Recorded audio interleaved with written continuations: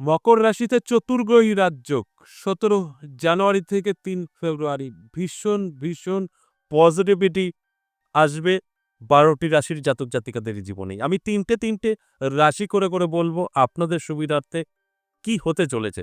সবসময় পজিটিভ যেখানে থাকবে, নেগেটিভ সেখানে থাকবে। তাই এই যে চারটি রাজযোগ এবং একত্রে একই রাশিতে চতুর্গ্রহী রাজযোগ, এর ফলাফল কি হতে পারে সবটাই আমি বলবো। এবং কোন গ্রহ দ্বারা এই চতুর্গ্রহী রাজযোগ এবং চারটে রাজযোগ তৈরি হয়েছে, প্রত্যেকটা রাজযোগের নামও আমি বলবো।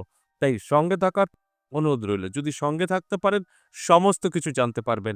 আজ আমি আলোচনা করব কর্কট, সিংহ, কন্যা রাশিকে নিয়ে। এই কর্কট, সিংহ, কন্যা রাশির ধনসম্পদ বৃদ্ধি পাবে, সুখ শান্তি বজায় থাকবে এবং ভাগ্য উন্নতি হবে। আর কিছু সতর্কতাও আমি করব। সতর্ক থাকলে এই পজিটিভগুলো যে বললাম আপনার জীবনে কিন্তু অ্যাপ্লাই করে আপনি আপনার মতো করে স্বপ্ন পূরণ করতে পারবেন, এতে কোনো সন্দেহ নেই। তাহলে আসুন, কিভাবে এই চতুর্গ্রহী রাজযোগ তৈরি হবে, এছাড়াও চারটে রাজযোগ কি সেই রাজযোগ সবটাই আমি বলবো, বোঝানোর চেষ্টা করব। তাহলে ১৭ জানুয়ারি মকর রাশিতে তৈরি হবে এই চতুর্গ্রহী রাজযোগ। কোন গ্রহ দ্বারা? রবি, বুধ, শুক্র এবং মঙ্গল, এই ৪টে গ্রহ দ্বারা চতুর্গ্রহী রাজযোগ তৈরি হবে। আবার যদি এটা ভাঙিয়ে দেখি তাহলে কিন্তু দেখব রবি বুধ একত্রে বুধাদিত্য রাজযোগ, এটা আমরা সকলেই জানি। তার সাথে বুধ এবং শুক্র মিলে তৈরি করবে লক্ষ্মীনারায়ণ রাজযোগ। আবার রবি ও মঙ্গল মিলে তৈরি হবে আদিত্য মঙ্গল রাজযোগ। আর ওদিকে চতুর্গ্রহী রাজযোগ, চারটে রাজযোগ এই মকর রাশিতেই আমরা দেখতে পাব। আর সেখানে দাঁড়িয়েই কতটা ভালো ফল কতটা খারাপ সেটা নিয়েই বোঝানোর চেষ্টা করব। আজকের আলোচনা ৩টে রাশিকে নিয়ে। আমি ৩টে করে রাশি ভাগ করে আলোচনা করছি আপনাদের সুবিধার্থে। কর্কট রাশি, সিংহ রাশি, কন্যা রাশি, এই যে এতগুলো রাজযোগ, এই এতগুলো রাজযোগের ফলে কি হতে পারে এবং এই যে রাজযোগ ভালো ফল, তার পাশে খারাপ থাকবে না? অবশ্যই থাকবে। খারাপটা কি হতে পারে আপনি যদি জানতে পারেন, খারাপটা আপনি আটকাতে পারবেন, ভালোটা লুপে নিতে পারবেন। সবটাই আমি বোঝানোর চেষ্টা করব। তার আগে আমার সাথে কিভাবে যোগাযোগ করবেন সেই বিষয়টা একটু বলে নিই।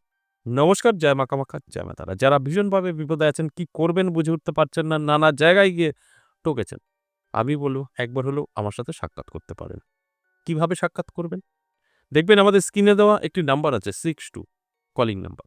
কল করুন। কল করে আপনি জেনে নিন কিভাবে কোথায় আসবেন। আপনাকে সম্পূর্ণ গাইড করে নেবে। কিন্তু একটা কথা বারবার বলছি, আপনারা ওই কলিং নাম্বারে কল করে আপনার রাশি কি, আপনার ছেলের পড়াশোনা হচ্ছে কিনা, এইসব জানতে চাইবেন না। আপনার কবে বিয়ে হবে, কারণ তারা বলতে পারবে না।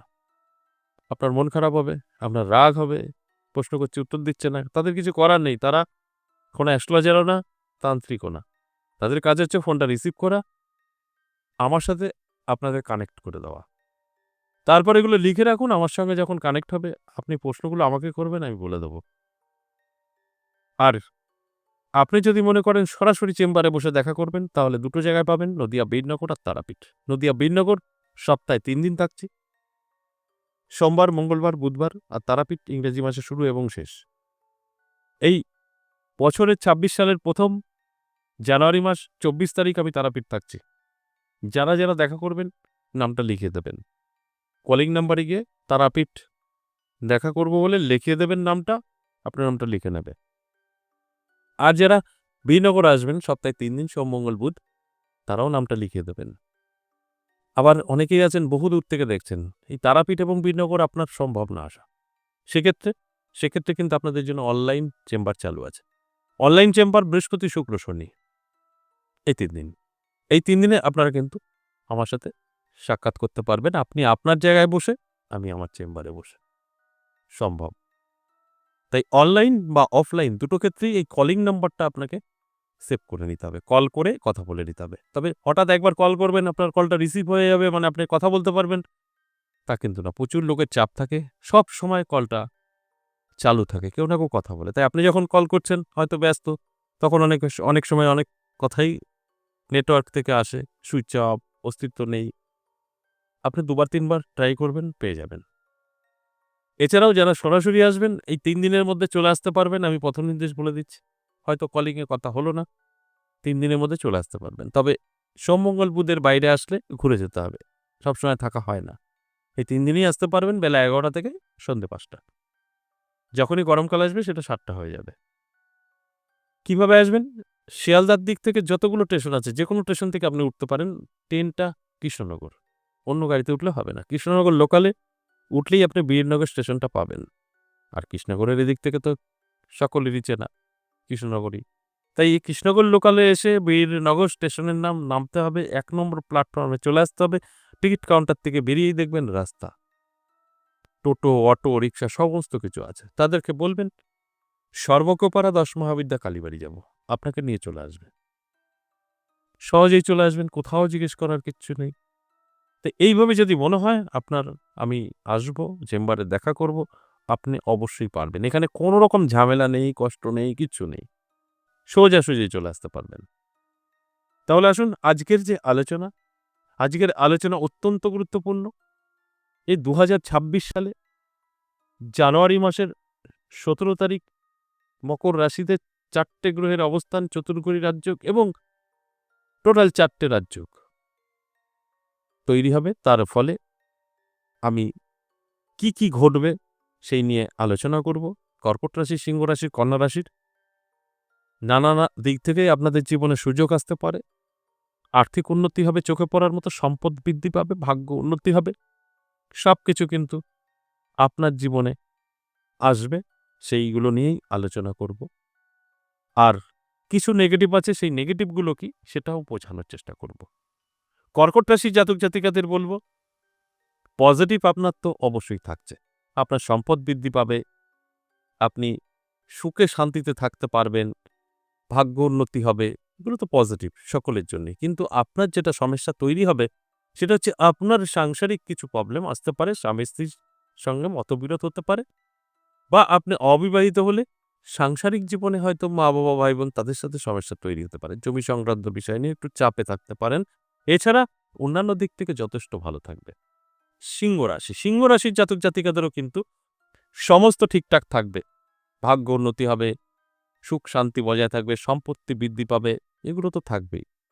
তার সাথে সাথে কিছু সাবধানতা আপনার থাকতে হবে। সেটা আপনার শত্রুতা বৃদ্ধি পাবে, আইনি জটিলতায় ফেঁসে যেতে পারেন।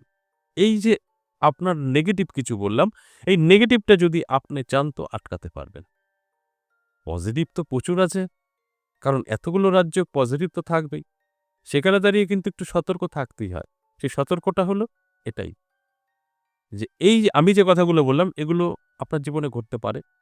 আপনি যদি একটু অ্যালার্ট থাকেন, এগুলোকে কন্ট্রোল করতে চেষ্টা করেন, তাহলে কিন্তু আপনি সাকসেস হতে পারেন। এই সমস্যাগুলো আপনার জীবন থেকে মুছে যেতে পারে। আপনি এই সমস্যা থেকে বেরিয়ে আসতে পারেন। তাহলে কি হলো? পজিটিভ আর পজিটিভ, নেগেটিভটা আপনি আপনার জীবন থেকে সরিয়ে ফেলতে পারবেন।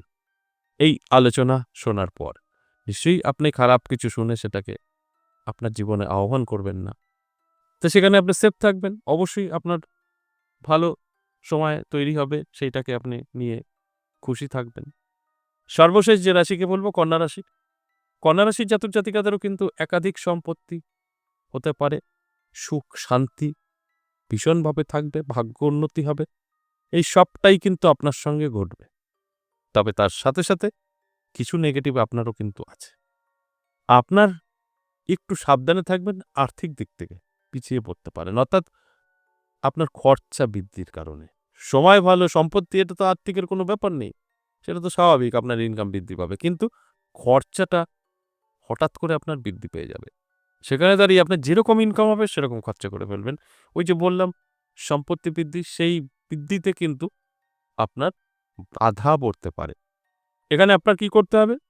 আপনার এই খরচটা আটকাতে হবে, অতিরিক্ত খরচ। তাহলে আপনি কিন্তু সাকসেস। আর আপনার কি হতে পারে এই আইডিয়া বা আপনাদের জানানোর উদ্দেশ্য একটাই, আপনারা সেভাবে চলুন। তাহলে ভালো থাকবেন। আশা করি বুঝতে পেরেছেন। আজ এ পর্যন্তই, আবার আসবো নেক্সট ভিডিও নিয়ে। ততক্ষণ ভালো থাকুন। নমস্কার।